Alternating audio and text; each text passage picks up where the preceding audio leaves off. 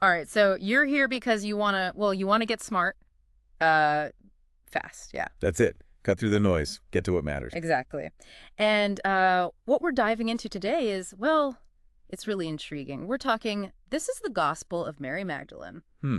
Immediately, I bet what grabs people is, it's Mary Magdalene, but not the Mary Magdalene you might think of. Not the sinner, no. Right. This is Jesus's close friend, somebody trusted with deep teachings. Hmm. Really changes how you see her. Totally.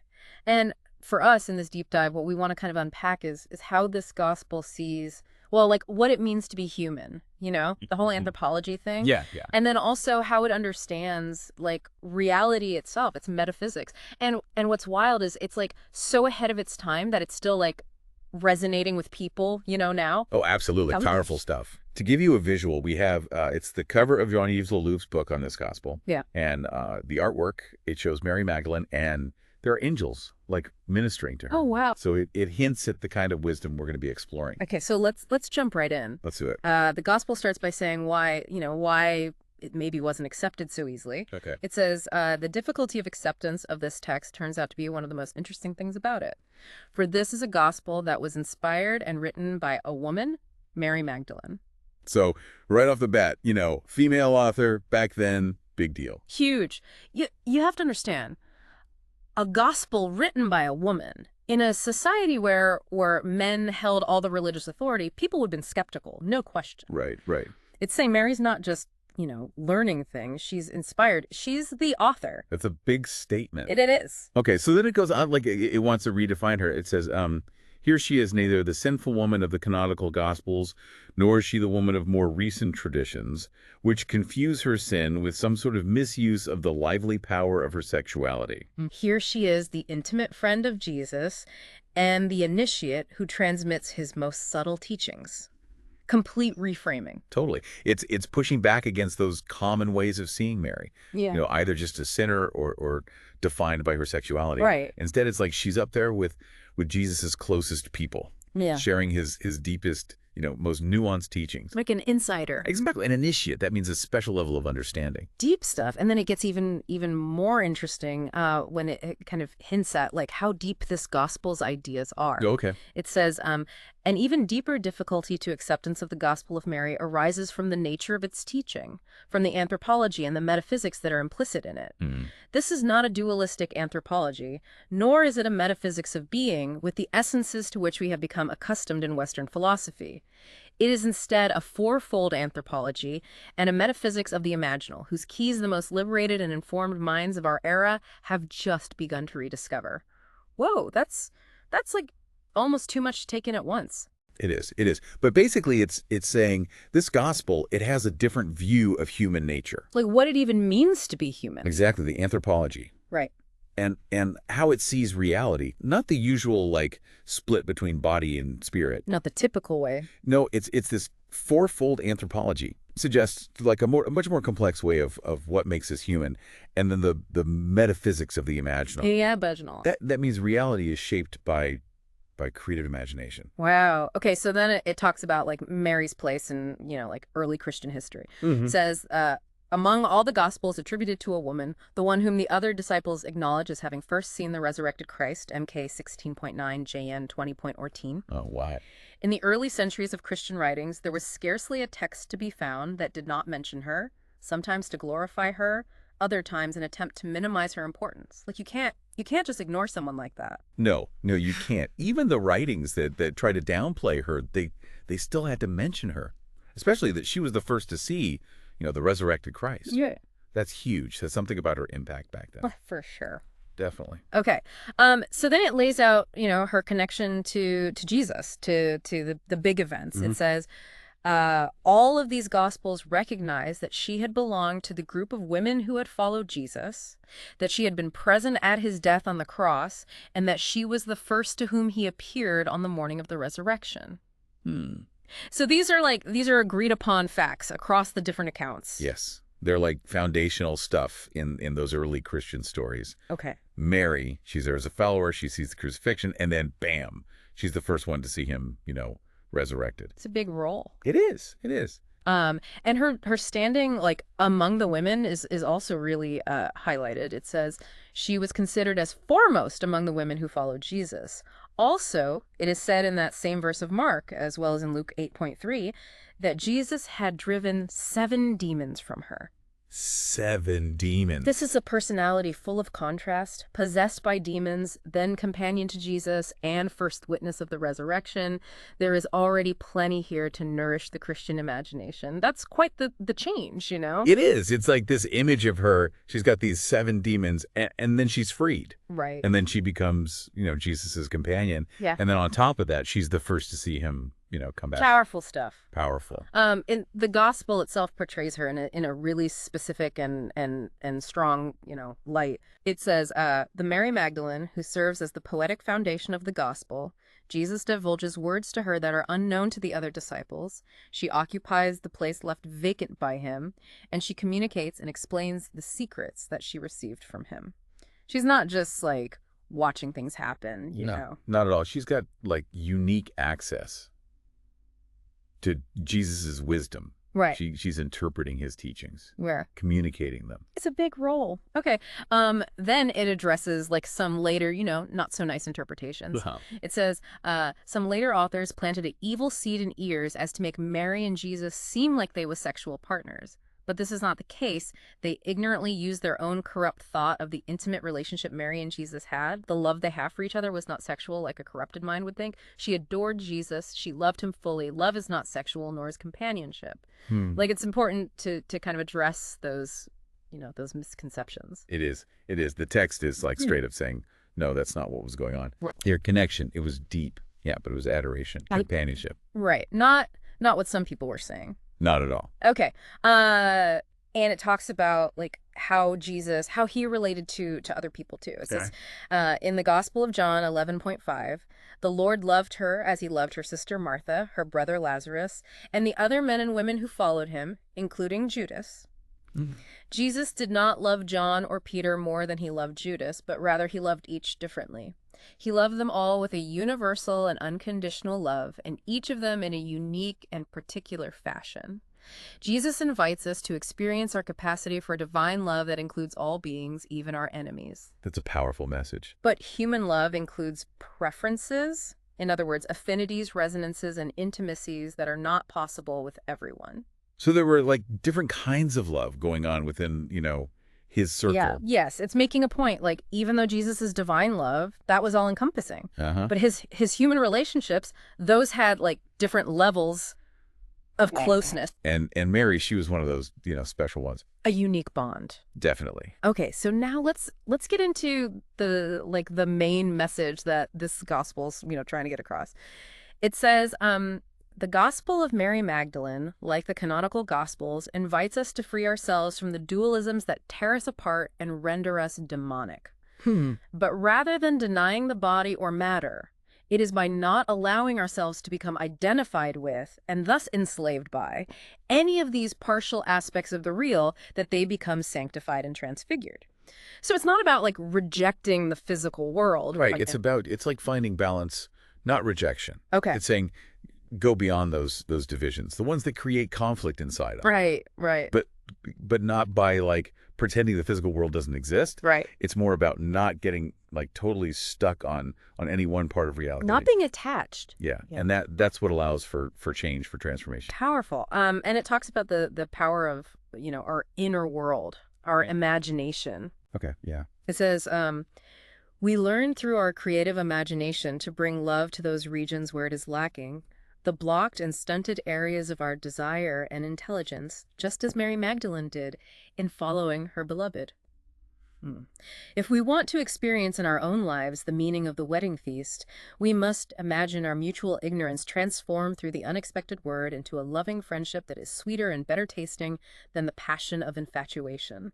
The gray waters of the everyday are changed into the spirituous wine of divine love. Wow. We ourselves must live the love-filled waking dream of the Mary Magdalene, where death is met, passed through, and finally understood within the space of the resurrection. So, like, our imagination, it plays a key role in this whole, like, transformation. It's like a tool.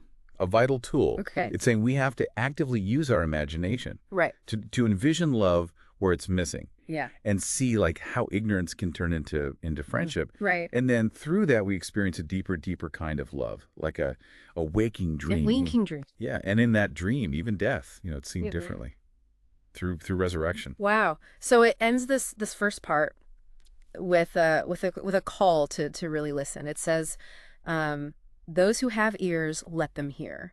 The Gospel of Mary Magdalene continued, like setting us up for more. Oh, for sure. Telling us to be ready, to listen with like an open mind as we go deeper. Definitely. Okay, let's keep going. Let's read the text word for word. Not only was Mary a woman, she was a woman who had access to sacred knowledge. Given the era in which she lived, this is enough to have rendered her an outcast or a sinner in many eyes. She was outside the laws of a society where such knowledge is strictly the affair of men, where women were prohibited from studying the secrets of the Bible or Torah, or even from learning to read its script. In her gospel, her way of speaking to the disciples is bound to irritate them. Who does she think she is?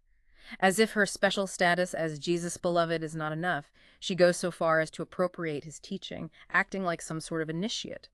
She even uses the same words he had resorted to when faced with somewhat narrow and unprepared minds that can only recognize reality within the small field of their own perceptions. Those who have ears, let them hear. Oh, this part, it's showing us that like the huge barriers she was up against. Yeah. Woman with sacred knowledge. Yeah. Back then. That's like asking for trouble. Right. Men had all the power when it came to religious learning. Right. So for her to even be teaching, to use Jesus's words, Hold those disciples, they would have been, well, let's say, less than thrilled. Yeah, I can imagine.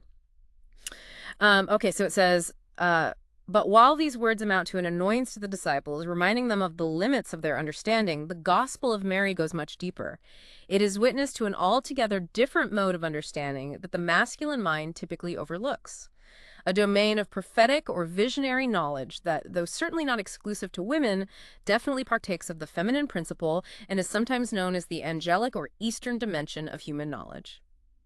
So it's saying there's another way of knowing, like beyond just the rational, Exactly. It's pointing to knowledge that's more intuitive, visionary. Right. And it connects it to what it calls the feminine principle or the angelic or Eastern dimension. Right. Okay, so then it says, the teacher is questioned on this subject by Mary Magdalene. What is the organ of true vision? With what eyes is she able to behold the resurrection? The teacher's answer to this is clear. The resurrection can be seen neither with the eyes of the flesh nor with the eyes of the soul, psyche.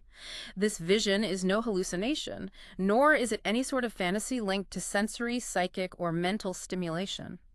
Furthermore, this gospel tells us that the resurrection is not to be categorized as a purely spiritual, pneumatic vision either.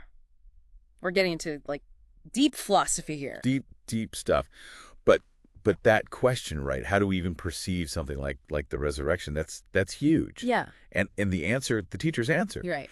It's saying it's not our normal senses, not our emotions, not even like a purely spiritual thing. Okay. So like what is it then? That's what it's leading us to, a different kind of perception. Okay. It says, rather, it is a vision of the nous, a dimension often forgotten in our anthropologies. In the ancient world, the nous was seen as the finest point of the soul, or as some might say today, the angel of the soul. It gives us access to that intermediate realm between the purely sensory and the purely spiritual, Henry Corbin so eloquently names as the imaginal. So the key is this nous and the imaginal. Yes. Nous, that's, often translated as like mind or intellect. Okay. But here it's like a more refined part of the soul, almost like a guiding angel. Mm. And it's that part of us that can get to the imaginal realm. Okay. That's that space between material and purely spiritual. And Henry Corbin, he called it that, right? The imaginal. He did. He's a great guide for this kind of stuff. Oh, interesting. Okay, and then it says, it is none other than the power of the creative imagination, yet we must beware of confusing this faculty with the imagination as the word is ordinarily used. The so-called modern mind has reduced this word to the realm of fantasy, a world of merely subjective beings and things. So it's not just like making things up in your head, right? No, it's deeper than that. Yeah. It's saying the gospel is talking about creative imagination, but not in the way we usually use that word. Okay. Right? It's like modern thinking, it's made imagination into something unreal, subjective. Mm-hmm. But this gospel It's saying, no, imagination is way more than that. More active, powerful. So it says, a living deity who wants to communicate thus necessitates an intermediate realm between God and human, between the invisible and the visible, between the world of immaterial spirits and material bodies. It is in this intermediary imaginal realm that Mary Magdalene has her meetings with the resurrected Christ. As with the ancient prophets, God activates the necessary visionary imaginal forms in her so as to bring her to the divine. Hmm. It is only in this sense that Christianity can indeed be said to be born from the imagination of a woman. That's a bold statement. It is. It is. It's saying the imaginal realm, that's how the divine God can connect with us, with humanity. Right. It's where the invisible God can interact with the visible world. So that's where Mary meets the risen Christ. Right, right. And that leads to this idea that Christianity, it comes from the imagination of a woman. From her vision. Wow. Powerful stuff. So then it quotes like directly from Mary's experience. It says, Lord, I see you now in this vision. And the Lord answered, you are blessed, for the sight of me does not disturb you. Mary 10:12-15. It's like a moment of recognition, right?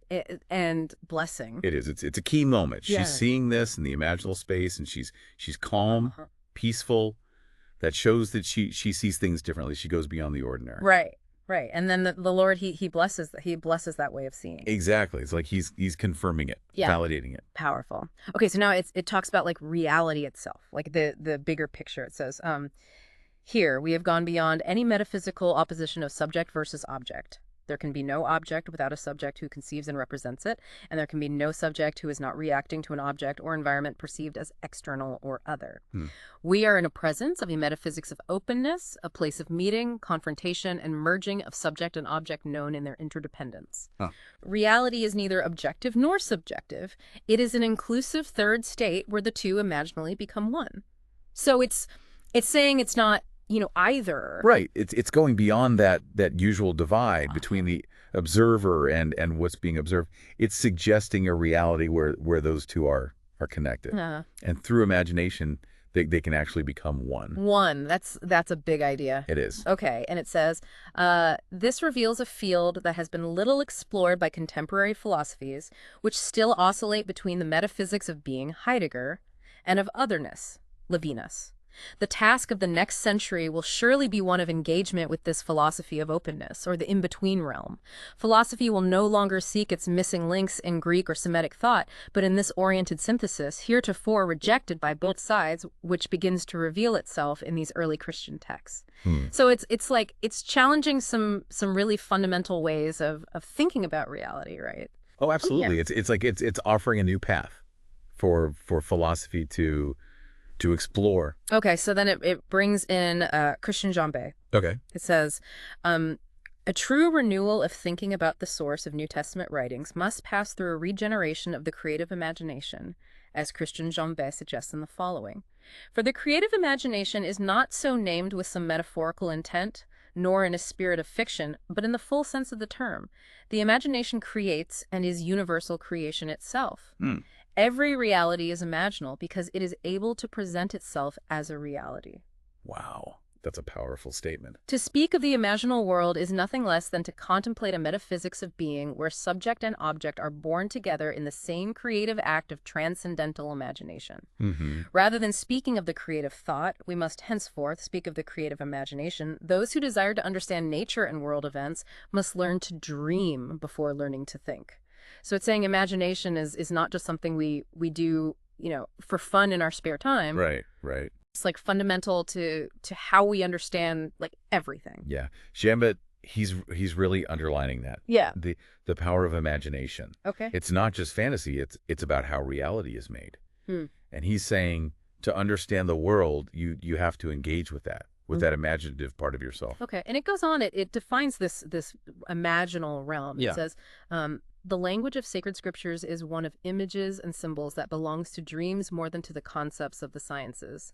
Reality is nature ordered by laws. This is what scientific discourse tells us, and this is the operation of the imagination which creates that discourse. The mundus imaginalis is the place where what is said is never the all, but the lack of it, the yearning for it. It is precisely here that desire becomes imagination. To this, I would also add transfiguration and resurrection. Wow. It is this realization and incarnation of her desire that Mary Magdalene is trying to share with us. It is the creative imagination that this gospel wants to awaken in us, while not avoiding a confrontation with the reservations and objections of a philosophy of sense and reason as represented by Peter and Andrew. So it's like a realm of longing that fuels this transformation. Yes, yes. The mundus imaginalis, it's where we yearn for things, and that yearning, it powers the imagination, which then leads to transformation, resurrection. And Mary Magdalene, she's trying to share that with us, right? Right. Her gospel, it wants to awaken that creative imagination in us. But it also like acknowledges the people who doubt it. Yes. Yes. The people who rely only on reason, on logic, like Peter and Andrew. Right. It's not shying away from that. Okay, so now it talks about like the ethics of it all. It says, the ethical consequences of such a practice of desire and imagination are clear and cannot fail to shock Jesus's other disciples. There is no sin, it tells us. It is we who continually create sin with our sickly, corrupt imagination and then invent laws to make it more comfortable. It is our imagination that needs to be healed. We are responsible for the world in which we live, since it is we who create it. Mm-hmm. Our lack of enlightened imagination encloses that faculty in a death orientation and imposes limits upon it wherein our feeling and intelligence have become arrested. That's pretty provocative. It is. There is no sin. That goes against like everything we usually taught. Totally. But it's saying sin, it comes from our imagination. Right. From our sickly, corrupt imagination. And that we're responsible for healing that because it's shaping the world we experience. Exactly. Yeah. Exactly. If we don't have that enlightened imagination, it says then we end up living, limited lives, negative lives. Right. And then it ties this back to Mary's experience. It says, these questions will be further explored in the commentary. Let us note here that in the Gospel of Mary Magdalene, the creative imagination to which she bears witness is the meeting place where the sensible and the supersensible divine descend together in a single dwelling. The imagination is the sympathetic resonance of the invisible and the visible, of the spiritual and the physical. So it's like a bridge between those two. It is. It's that connection point where the material world and the divine, they come together. Right. It's like a sympathetic resonance. A sympathetic resonance. Linking the seen and unseen, the physical and the spiritual. Powerful. And what's driving Mary's imagination is so strong. Yeah. It says the motivation behind Mary's imagination is obviously more than just her personal desire and love. She loves a being whom she has known in the world of sense perception, and in whom she has seen the manifestation of the divine beloved.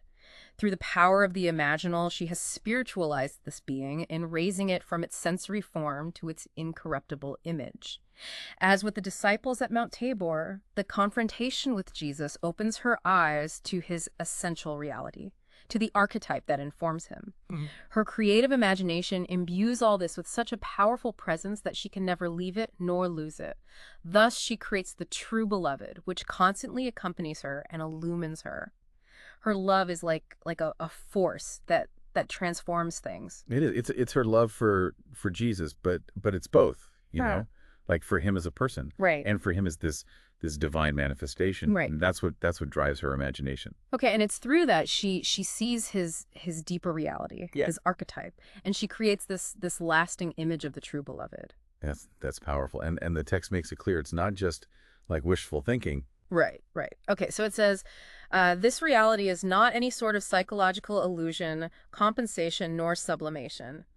It is an awakening to this intermediate world, an experience and a knowledge in which the Christ is offered as a contemplation, as the archetype of synthesis that the soul of desire seeks to embrace. Mm. The divine lover is spirit without body. The physical lover is body without spirit. The spiritual lover possesses spirit and body. The apparition that manifests itself to Mary Magdalene, both inwardly and outwardly, is spirit and body. It is this manifestation that makes Mary an anthropos, a whole human being, an incarnation that responds to the incarnation of the common logos, informing both body and spirit. So this imaginal reality, it's not just, in our heads. No, it's presented as real, Yeah. as an actual awakening. Okay. And Christ, he's contemplated as the archetype of synthesis. And the apparition she sees, it's both things. Yes, spirit and body. And that's what makes her, an anthropos, a whole person. Fully integrated. Wow. Powerful stuff. Okay, so then the author talks about like why they're sharing all this. It says, my aim is different from that of the archaeologist or the brilliant decoder of obscure hieroglyphs. I do not seek to provide scholarly libraries with nuggets of obscure meaning hidden in the convolutions of the text. I don't seek fame or popularity. My desire is to offer and spread the gospel to as many readers as possible, some insight into Christian origins, and insight on how we can become fully human, just like the teacher showed us, and to come closer to a true understanding of the one known as Jesus Christ, whose words still reverberate in our culture today. For Jesus is God's eternal word in the flesh and bone, and when I succeed in this spreading of the gospel of the kingdom, I am able to see him through the loving and unassuming eyes of the woman who, according to the gospel of John, Thomas, and Philip, among others, was and is his intimate friend. There were three who always walked with the Lord: Mary, his mother, Mary, her sister, and Mary Magdalene, who was called his companion. For Mary is his sister, his mother, and his companion.